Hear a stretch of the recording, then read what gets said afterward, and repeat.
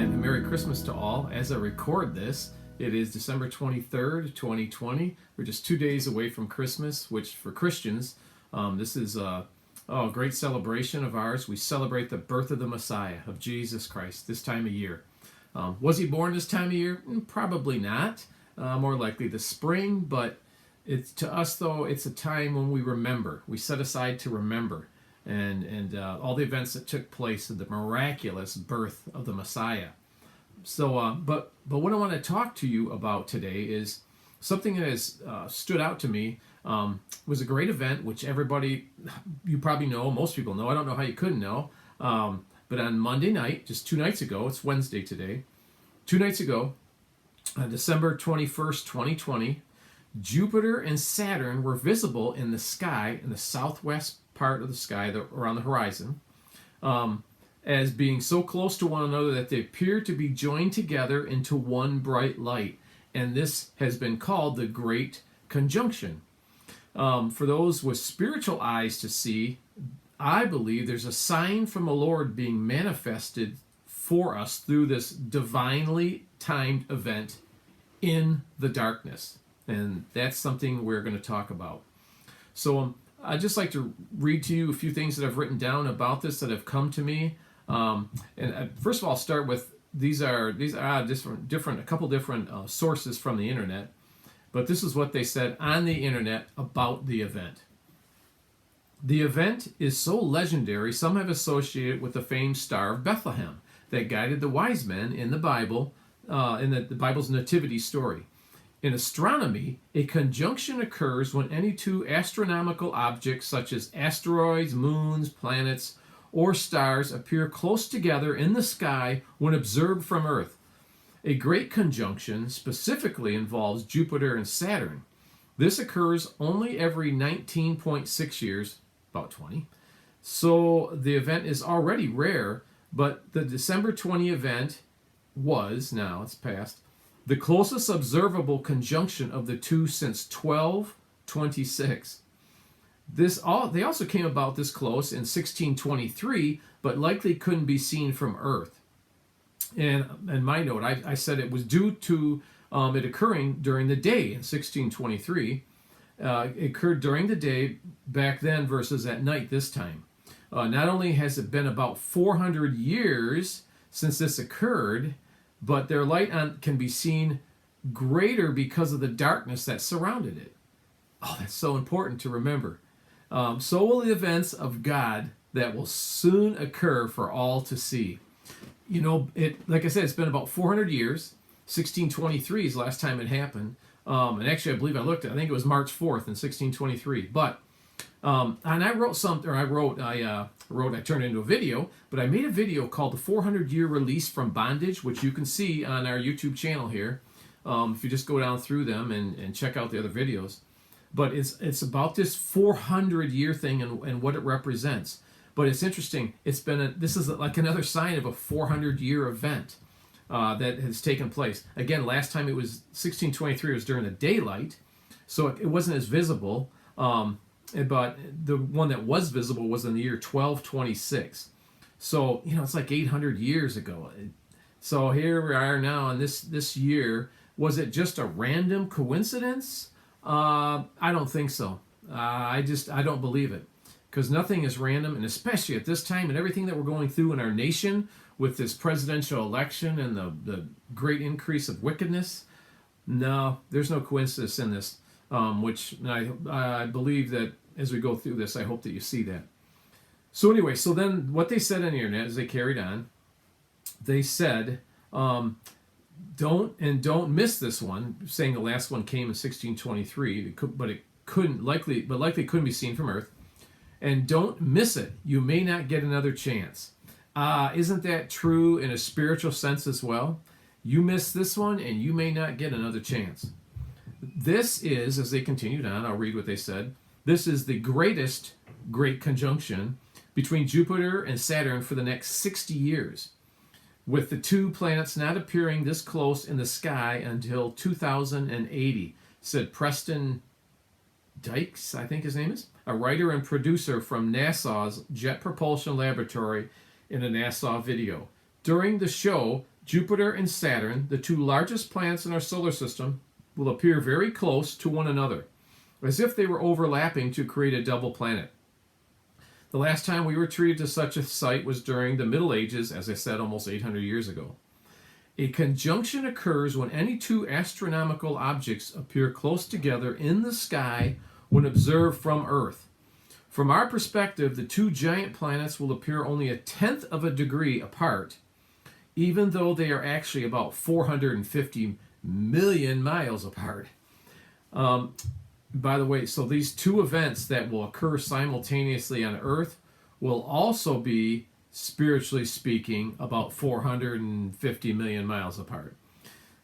And as previously stated, the conjunction of the planets occurs every 19.6 years, but this is the first time since 1226 that the pair aligns at night, or in a dark time period, and we are able to witness it. The close alignment will be easily visible to the naked eye while looking into the southwest sky just after sunset, which many saw. Unfortunately, in Michigan, and here it was cloudy, which it is a lot this time of year in the winter, but we couldn't see it. So I saw other ones online. My sister even, who lives down south in Tennessee area, she posted something too. So you could see this star, this bright star in the sky. So I looked up the word conjunction because I want to know what the definition was according to just any dictionary. One of the definitions for conjunction, because this is called the Great Conjunction, is the action or an instance of two or more events or things occurring at the same point in time or space. So two or more events or things occurring at the same point in time or space. And I believe that's when you had these two planets aligning, this conjunction, when the stars were aligned, the planets aligned, that was the Lord speaking to us about something. It was no coincidence. And that is, again, that's what NASA said. It was this coincidence, this thing as well. I'll read to you in just a second here. Or I may have already said it here. No, that's coming up here. So I want to read. Here's another one I looked up from a local news station. Experts describe a conjunction as two things lining up together. Once in a very, very long interval, the planets line up so perfectly that you cannot distinguish them as two objects with your naked eye alone. Man, hey, listen, in the spiritual realm, you need faith to see the unseen. And I'll just leave that right now. There's something visible to see, but there's an unseen thing in this that is taking place. The last time an alignment this close occurred was in 1623, almost 400 years ago. Nearly everyone around the world was able to witness this great conjunction. It didn't just happen in a localized, centralized area or whatever. It happened globally. Everybody saw this or was aware of it. The purpose of this rare event that a God has ordained at this time will also be witnessed, I believe, globally for everyone to see. The Great Conjunction is happening on the same day. It happened on the same day on December 21st, 2 days ago, from when I'm recording this now, 2020. It happened the same day as the winter solstice. It's not, as NASA states, merely a coincidence, but again, I believe a divinely orchestrated event that we just witnessed globally. Per NASA, conjunctions like this could happen on any day of the year, depending on where the planets are in their orbits. The date of the conjunction is determined by the positions of Jupiter, Saturn, and the Earth in their paths around the Sun, while the date of the solstice is determined by the tilt of the Earth's axis.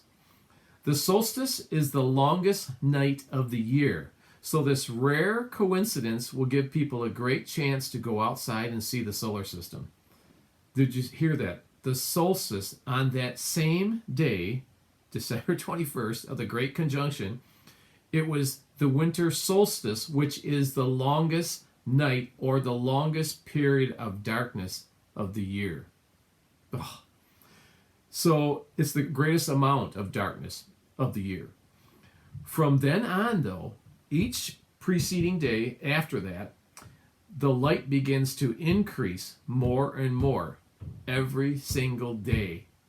Every day, the light begins to increase.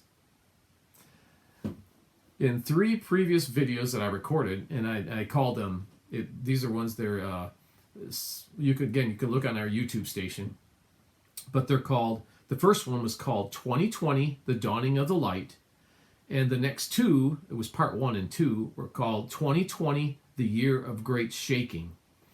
And in those videos, I share a revelation from the Lord from Matthew 28, 1 through 2, that he gave to me on Easter morning of what this year, 2020, represents.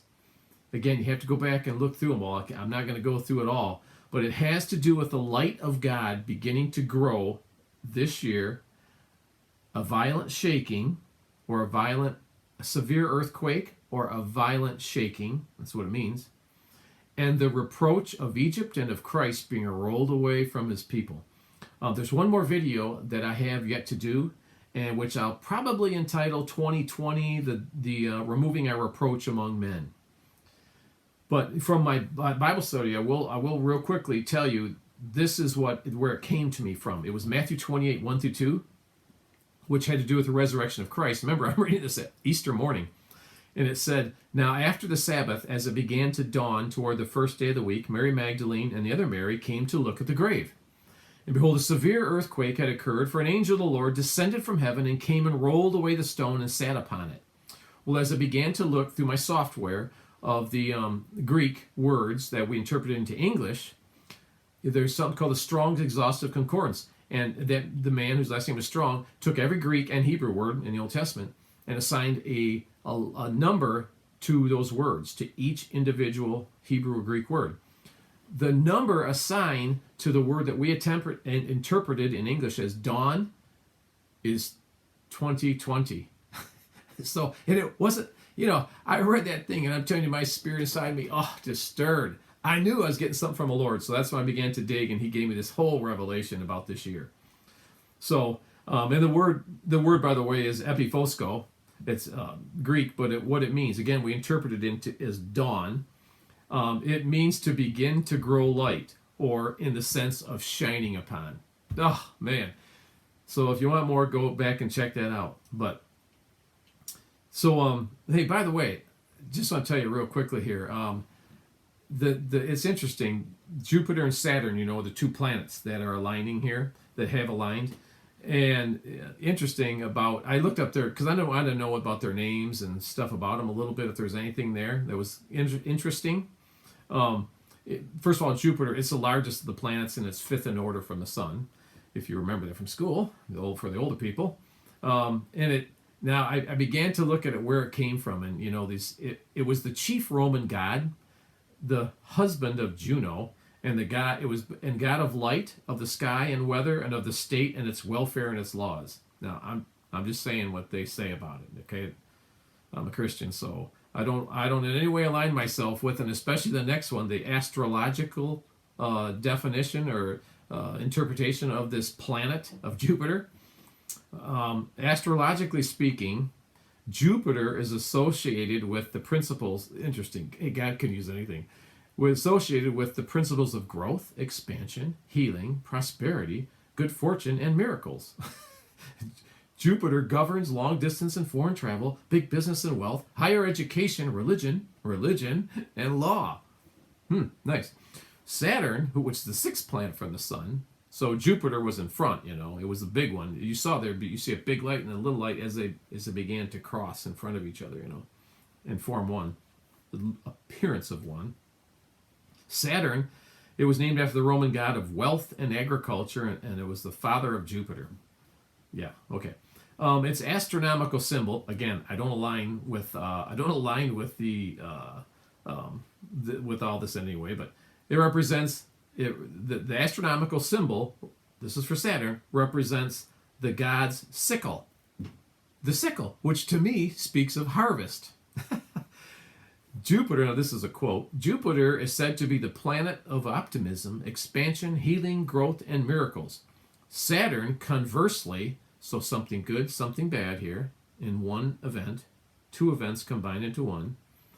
Saturn, conversely, is associated with restriction, responsibility, and long-term lessons. When these energies combine, we can expect a major ideological reset. Quote. Did you hear that? I'm just quoting. This is what they said. This person, no idea what they're saying. We can expect a major ideological reset. Yep. God can use anything to lead people to the truth of his reset rather than the devil's. Oh, he has a reset. You hear this word, this reset thing. Oh, really? The wicked, they think they have their reset? God has a final say. He has a reset of things that's happening. It's going to happen. So, again, on my, as far as two events in one, go back to 2020. There was, and I'll just read real quickly something I wrote down about it. In this revelation I received from the Lord about 2020, there was also two events occurring simultaneously, one seen, though, and one unseen. The seen event for all mankind is the visible shaking that will occur, and has in fact already begun on earth. The unseen event is the removing of the reproach among men of God's followers. Thank you, Lord. And speaking of that, I want to talk to you now about the greatest great conjunction in history. They call Jupiter and Saturn the greatest great conjunction. There's another one for those with eyes to see and ears to hear. The greatest great conjunction in history, and it's taken from Luke chapter 1, if you want to look in your Bibles. So this chapter here, it records, obviously it's the birth of Jesus, but it starts out talking about the birth of John the Baptist and what happened, the events that surrounded that. It's recorded that Zacharias, whose name, by the way, means whom Jehovah remembered, and his wife Elizabeth, they were John the Baptist's mother and father, by the way. The Bible tells us in Luke chapter 1 that they were both righteous in the sight of God, walking blamelessly in all the commandments and requirements of the Lord, but they had no child because Elizabeth was barren and they were both advanced in years.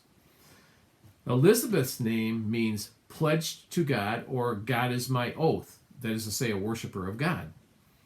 This righteous woman who was pledged to God, who walked in covenant with him, was barren, and she was without child.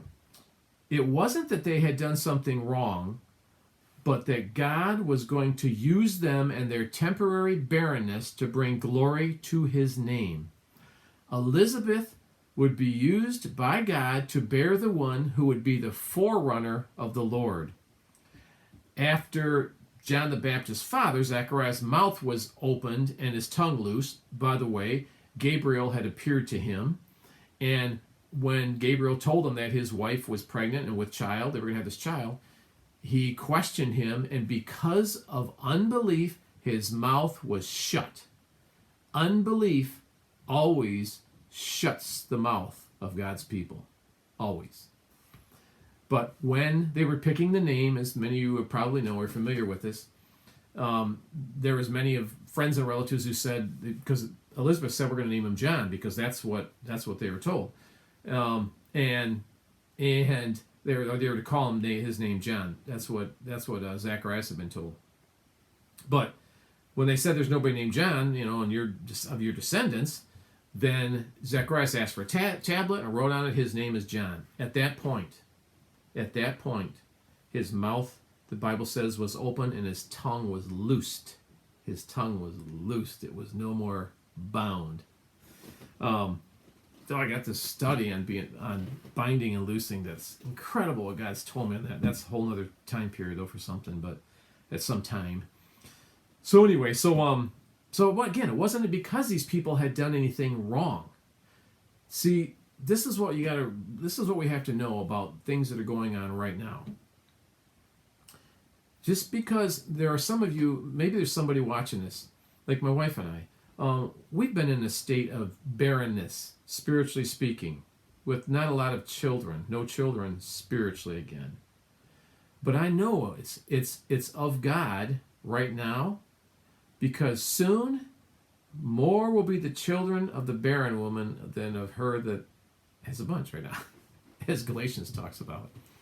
Something is about to change, an event, a simultaneous event that stars that we just saw aligned as the Great Conjunction speaks volumes toward us of, if you have ears to hear. So, anyway, Elizabeth, though, her barrenness, it was just a temporary barrenness. Remember that. There wasn't anything wrong. Just it was a temporary barrenness that would eventually bring glory to the name of the Lord. Elizabeth would be used by God to bear the one who would be the forerunner of the Lord, John the Baptist, her son. After, again, Zechariah's mouth was opened and his tongue loosed, he would prophesy regarding the Messiah and the role his son, John, would play in preparing the hearts of the people for him. At one point in his prophecy, he made this statement. This is in Luke 1, 76 through 79. And you, child, will be called the prophet of the Most High, for you will go on before the Lord to prepare his ways, to give his people the knowledge of salvation by the forgiveness of their sins, because of the tender mercy of our God, with which the sunrise from on high will visit us, to shine upon those who sit in darkness and the shadow of death, to guide our feet into the way of peace. And by the way, when he said with which the sunrise from on high, that word sunrise in the Greek means a rising of light or the dawn. Remember the 2020, the dawning at dawn, which means to begin to grow light. The dawn. We're in the dawning of a new day, I'm telling you. Everything's about to change. Like the star that led the wise men to the newborn Messiah, I believe the great conjunction of the two planets that was witnessed by the entire world 2 days ago was a sign from God. On the darkest day of the year, the darkness seems to be prevailing in our land, see? Not for long. On the darkest day of the year, right before the celebration of his birth, that Jesus is about to reveal himself once again to all mankind. To some it will guide them to himself, the Prince of Peace. To others who choose to remain in darkness, living in their sin without repentance, it will become even darker. Two events at the same time with completely opposite results. The choice is ours, which is exactly what even the astrologers talked about with what Jupiter and Saturn coming together. There's these opposite things, good and bad, happening at the same time. I'm telling you, the choice is ours. The character of Zacharias and Elizabeth is revealed by their continual faithfulness to God in spite of their barren situation. According to Vine's, think about it, they were barren. According to Vine's expository dictionary of biblical words, to have no children was, in the Jewish mind, more than a misfortune. It might carry the implication that this was a divine punishment for some secret sin. And you can look at, there's verses if you want to write them down, Genesis 30, verse 1, and 1 Samuel 1, 6 through 10, when Hannah was barren.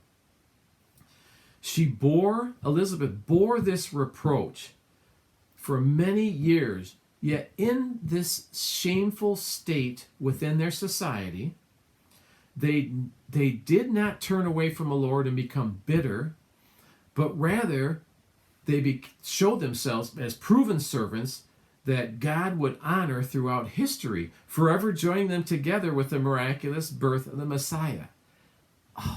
That is something that just really stood out at me, actually, just a couple hours ago. I wrote that part. They didn't become bitter in their situation. They could have easily. But I believe, you can see, I believe it was because of things my wife and I have gone through. It was a test. They were advanced in years. They were old. They were advanced in years. And this was a test. And they proved themselves because of the weightiness surrounding this. And here we are today talking about these two people. The two people whose lives forever were written in the recorded history in the Bible. And that they would be used to bring forth the forerunner ministry in their son, John the Baptist. So much in that. Now I want to talk to you a little bit about these two events that happened at the same time. Elizabeth made the statement, and this is in Luke 1, 24 through 25, which I'll read. It says, after this days, Elizabeth became pregnant, and she kept herself in seclusion. Now, that's an interesting thing. She kept herself in seclusion or hidden for 5 months. saying, "This is the way the Lord has dealt with me in the days when he looked with favor upon me to take away my disgrace among men," or to take away my reproach among men. The Greek for disgrace is onitis, which means notoriety, and not necessarily good here. Notoriety, or that is to say, a taunt or disgrace, a taunt from the enemies or from those who don't believe. Reproach, and it's equivalent to shame. A shame is associated with this. During Elizabeth's 6th month, Mary, her much younger relative, who had also found favor with God, came to visit her. She too had a visitation from the angel Gabriel. Can you imagine that? And became pregnant with Jesus, the Son of God, by the power of the Most High. It's interesting to note that in these two events, an opposite reaction among mankind occurred. Remember the opposite reaction that the astrologers say with Jupiter and Saturn, and also which God showed me in this year 2020. This what's going to happen? The shaking, and the removing things that can be removed. The judgment of the wicked is what's going to happen, and the removing of the reproach or shame of God's people. So anyway, but the opposite reaction among mankind occurred. This is between these two events, again, between Elizabeth's pregnancy and Mary's pregnancy, these relatives. And remember the definition. Remember this now. The definition of conjunction was the action or an instance of two or more events or things occurring at the same point in time or space. For Elizabeth, her disgrace, remember, which means reproach, shame, or a taunt, it was removed from her. With Mary, though, the opposite occurred.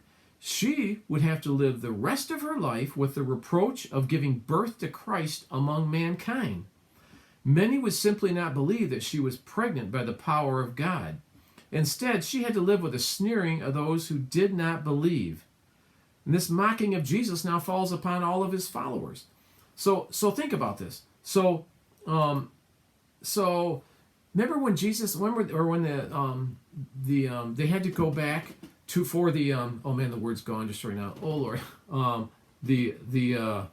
want to say consensus. That's not it. When they had to go back. Oh wait a minute, I've got to find it here real quick. The decree went out for the census. See, I couldn't even find the word. Sorry. The census had gone out. That everybody for the census, they had to go back to their hometowns. Well, so they had to go back, Joseph being from Bethlehem. That's why they went to Bethlehem.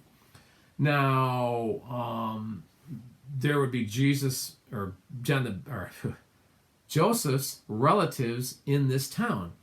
And remember the Bible says that, there was no place found for them in the inn. Just a quick thought, that word inn that's used there, the Greek, is a different word used for inn when the Good Samaritan, took the man who was beat up and injured, and he took him and took care of his wounds and paid for his time at an inn. That Greek for inn is a different word, actually. This inn here is actually interpreted in English in another passage as when Jesus had the Passover with his disciples. It's interpreted as, "Where's my guest room?" or guest chamber.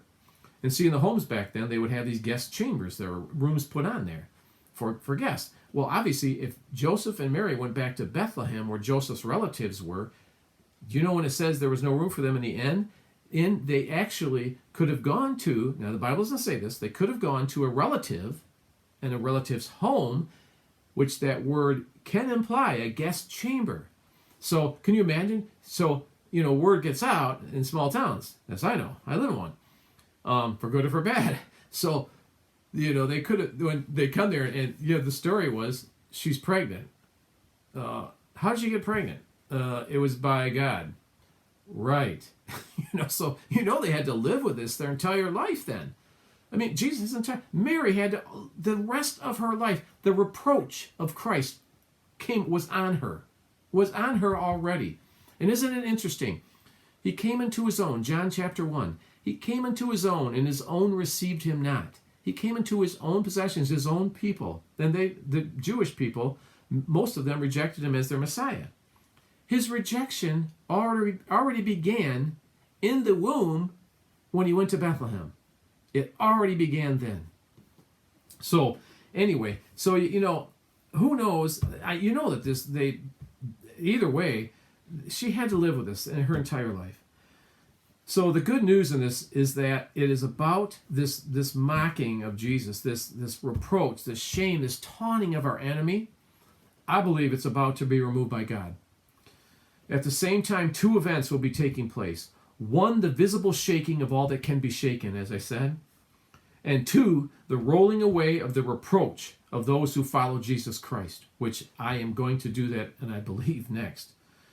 In a simultaneous event, the first seen by the naked eye, the second unseen will be unseen except for those who have spiritual eyes to see. Only those with whom God is pleased, his favored ones, like Elizabeth and Mary, will have eyes to see and experience that part of it, the unseen. So again, just like what we just saw, the sign of the great conjunction, the greatest great conjunction in the sky, as they call it, two stars aligned, one, they appear to be as one, but we know that they were two taking place. Spiritually, there will be a major event about to occur in this nation and around the world. One will be the shaking that will be visible to all. The unseen will be for those only who have eyes to see.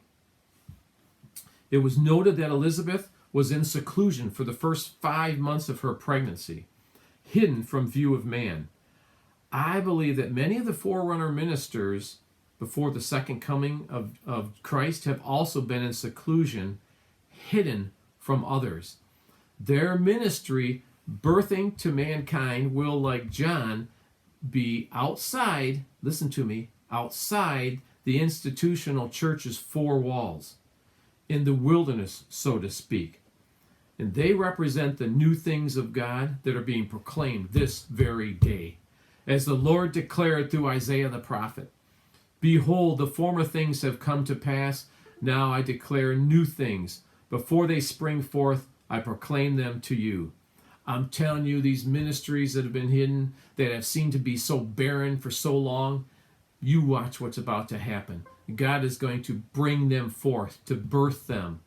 And isn't it interesting? This is all tied in, all of this, around the Christmas season. And listen, the person who got on my back saying about I'm a false prophet and because it's Christmas it's a pagan holiday, you know what, save it. I don't really want to hear your baloney, because this is about representation. If you don't have the eyes to see, that's your fault. But I'm declaring to you that those two stars that just aligned in the sky, they mean something. They are from God. They are from Him about events that are taking place in our day, this very moment. One will be seen and one will be unseen. One will be visible to man, a great shaking, and one is the unseen that will be only for those who have eyes to see. And they are all tied in with this season. And from Luke 1, what you just saw, it's all tied in with the miraculous birth of Jesus Christ. So we praise His name for these things, and may the Lord bless you, and may His new birth explode in your life. If you've never turned to Christ, I pray that new birth will come upon you. But I'm telling you, we are about to behold things in here. Remember the shepherds? They were these great things they were told by the angel to come and see this birth. We're about to see some things birthed in this nation and this world as well. So hang on and look to Jesus.